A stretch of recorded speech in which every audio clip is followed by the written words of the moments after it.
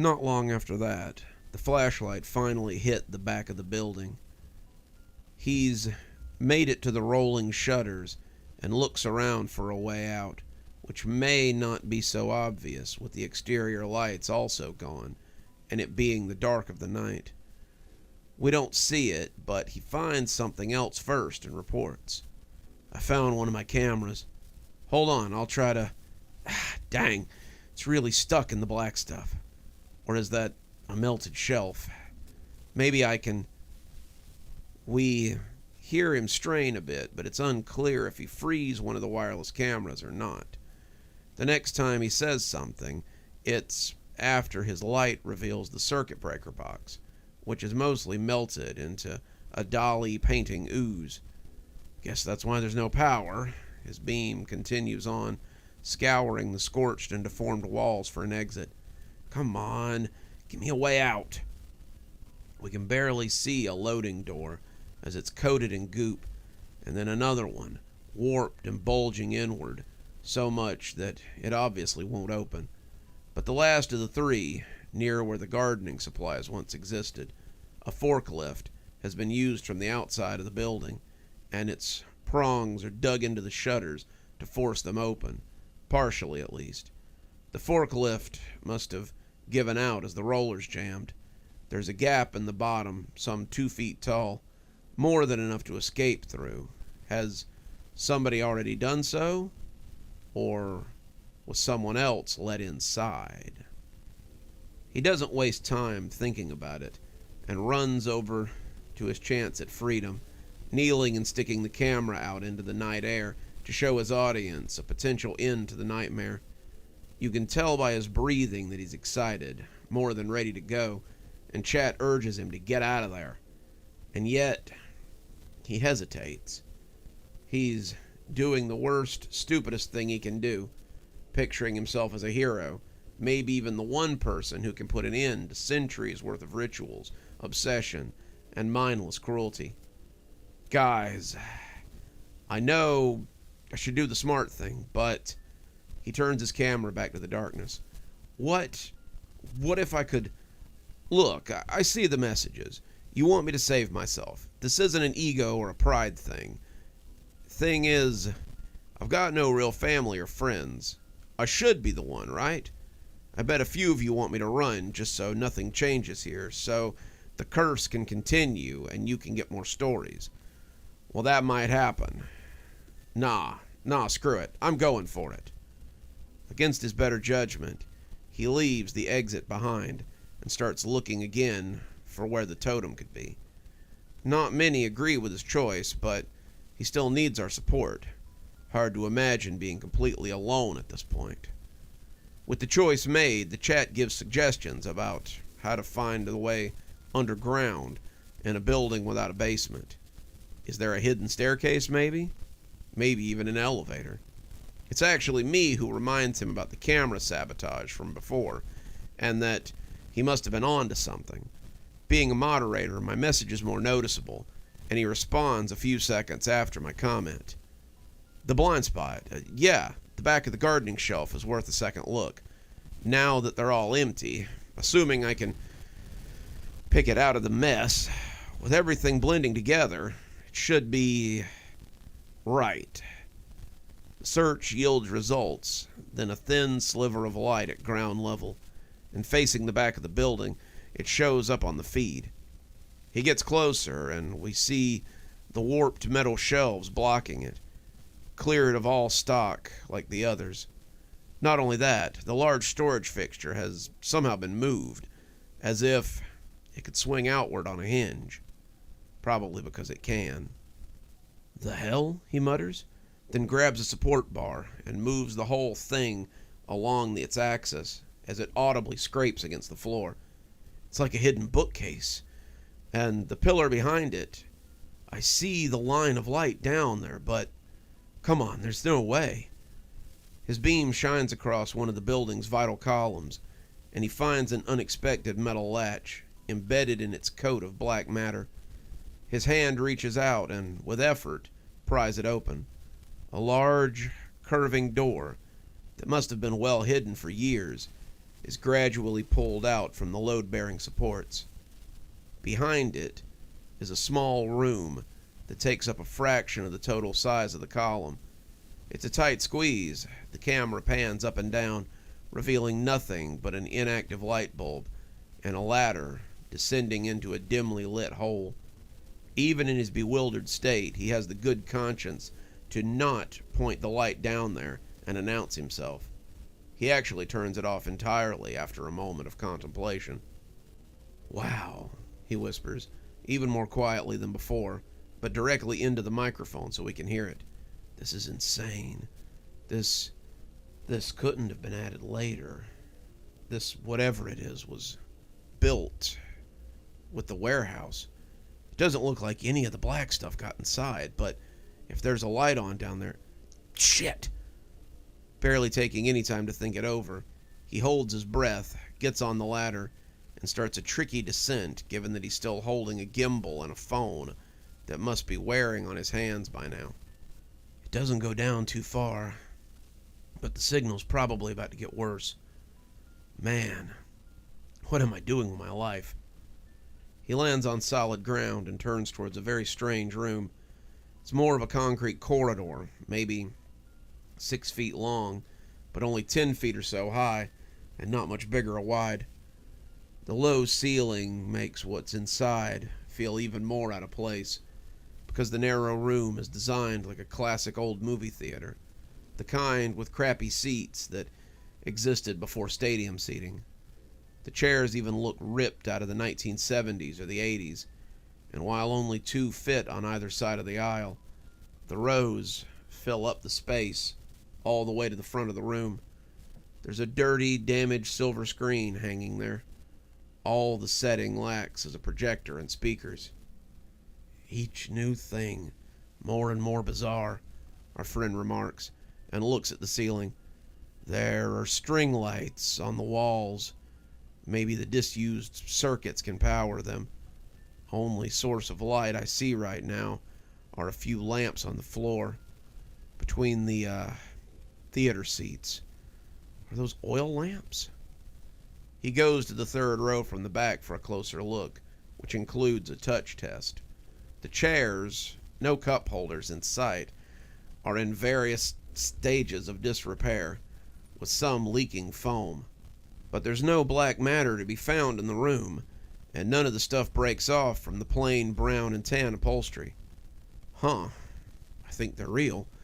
Maybe they're from the malls. He reacts to the sound of approaching voices from ahead by ducking behind a seat and poking the camera lens out into the aisle. The voices are combative but muffled, and it isn't clear where they're coming from. We get answers when 2 figures emerge from the movie screen itself. It's hard to see in the low light, but carefully watching the footage reveals a large rip down the middle of the screen that acts like a hidden entrance. I'll mention that the stream is even lower quality than before, and is lagging and frame dropping badly, but the audio still comes in clearly. "That's Greg," our friend whispers into the microphone. "But the tall guy he's arguing with, I can't see his face. Is he wearing a mask?" The stranger raises his voice, and we can begin to hear the conversation. "And why is this hideous fake theater still up? I told you to tear it down. I want this room to be empty. It's too important for your little trip down memory lane. The seats alone make it smell like a garbage dump down here." "You still don't understand," Greg fires back in his scratchy voice. "You never have. This gift requires love and devotion. You can't make a shrine of emotionless cold concrete. You have to want to be here, yearn to come back. The cinema was my favorite place at Sleepy Pines. It gave me an escape. What good has your mastery over this land done for us? Have you looked at the damage above? Rejuvenation is about finesse and humility. Whatever you did with the totem tonight instead caused so much disorder that this site will likely be a total loss. It will need to be demolished, and I'll have to sell the land again. I hated this place, but it takes years to build something I can use. I have to know what you did so it doesn't happen again." "That's the owner," our interloper added sharply. The taller of the men prattled on. "You know I can't do this without you, but your artistic talent has waned into your judgment. You want a powerful sacrifice for the totem, but blood and sweat are only part of the equation. Where's the craftsmanship you had long ago? It's just you and me now. The others, even Pierce, are all gone. I'm glad it's you still here, but what were you thinking, bringing this so close to the composer?" The masked man is kneeling into one of the rows closer to the front and is picking at a large object that is unmistakably another clay totem, which looks different than the rest. God's sakes, I can feel it trembling even at this distance, and you got it within 10 feet of the slab. We've seen what that does. You get an arc flash. You stuck a fork into an outlet, and your second-rate conduit malfunctioned spectacularly. Composer? Slab? What the hell are they talking about? "I wasn't getting results," Greg argued. "I didn't know what else to do, so I tried to jumpstart the composer. I don't think it's dormant like you theorized. No, it's just not motivated. I kept telling you, but you wanted to sell the land and get your fuel in any form, so you settled for a corporate warehouse. Where's the love, the desire for success, the connection to the land? It's disposable. No one would care if it disappeared. Where's the sincerity in this ugly building?" "Maybe you're right, old friend, but everything's factory assembled now. Soulless walls, heartless construction. We should have tried harder to hold on to the mall, I'll admit, but I'm not ready to give up. Hold this, would you?" The masked man handed the totem to Greg and, without warning, swiftly pulled out a pistol and pointed it right at the camera. We at home are as stunned as the videographer. "I know you're there, security guard. Come on, get up and come over. If I cared about your hearing any of that, I would have stopped talking a while ago." He grows impatient and adds, in agitation, "Come here, or I'll kill you and your entire family." Not entirely surprising, our friend doesn't budge, despite the threat. After a few minutes, we see Greg tell something to his new partner. "I see. You don't have anyone. Fine. Can always shoot you instead. What are you waiting for? Go make a run for the ladder. I just want to talk. I can't let you run off into the night. Drop the crowbar and come over here." The camera is picking up off the floor, and its owner slowly steps towards the two. Out of shyness or fear, he keeps it aimed mostly downward, so we're denied a good look at anyone's face. "Good. Come closer. What is that?" the taller man asks. "Some sort of stabilizer? So you're filming? Of course you are. Well, hand it over." There's no point," our friend meekly replies. "How so? I may not be the savviest, but I know how to delete a video. None of this is your fault, but you've stumbled into a whole world of things that others aren't meant to understand. Better you leave no record behind. I've been streaming all night, and my battery's almost dead. Thousands have been watching all this time. Do you not know that people dug up everything about this place? The secret's been out for a while. You two were doing the ritual for the mall back in the 80s, right? Look, I don't know what you're trying to do, but Jesus, Greg, what happened to your hand?" Our friend finds some spine and aims the camera at his coworker. His left hand ends in a stub, and the object in his remaining one reveals why. He showed his piety by cutting it off, entombing it in clay, and sticking the appendage on top of his newest blood-soaked and double helix-shaped art piece. "Who is Greg?" is how the old man replies, as the phone camera begins to acclimate. Bright, dead pixels from the enigmatic totem. The masked man sighs and grumbles. You've been broadcasting? And showed the world the secrets of this land. Why am I not surprised? You young people and your need to put your lives on display. Fine. You know what? It doesn't matter. Only a few people know how to truly use the land's gifts. I don't want to remake some gaudy shopping center from the golden age of excess. I only wish to show the world something truly beautiful before I leave it. That can't be created by human hands. A monument to childlike wonder, a complex masterpiece of architecture. Anything to fight against the bureaucratic and the mundane. But now that I may or may not get the chance, you said thousands are watching? Then let's go ahead and show them something. Something to make them believe it. Now move. During the monologue, the man had shuffled behind our friend and must now have the gun on his back.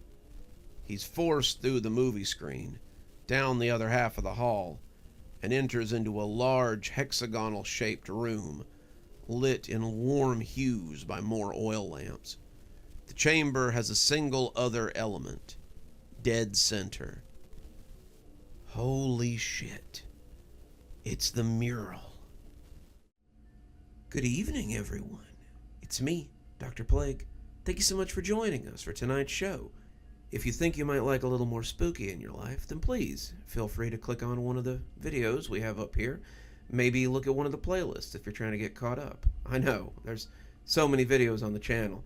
There's so many series that are going at the same time. Sometimes you just need a little refresher course, and I gotta say, I always enjoy the views. If you're not subscribed, feel free to hit that subscribe button. Maybe hit the bell so you don't miss anything. We upload a lot on this channel, so you won't want to miss a single story as they come out. If you'd like to support the channel, you can click on the Amazon link down there. There's quite a few books in my Amazon account. You can have a look, and if you'd like a signed copy, get up with me through email, and I'll be happy to work something out with you. Also, there's links to my Patreon, and you can become a member on the channel if you'd like your spooky a little bit early. Patrons and members on the $5 tier get their videos 12 hours early. That's in the morning as opposed to in the evening. Patrons at the $10 level also get a signed copy of my book anytime I write one. Speaking of my patrons, you should see them appearing right now. Just wanted to take a minute to say how much I appreciate all of you. Patrons, subscribers, however you give to the channel. I really appreciate everything you do, and it truly touches me that you have chosen to support the channel in this way. Well, that's enough for now. Till next time, Dr. Plague, signing off. Have a wonderful evening.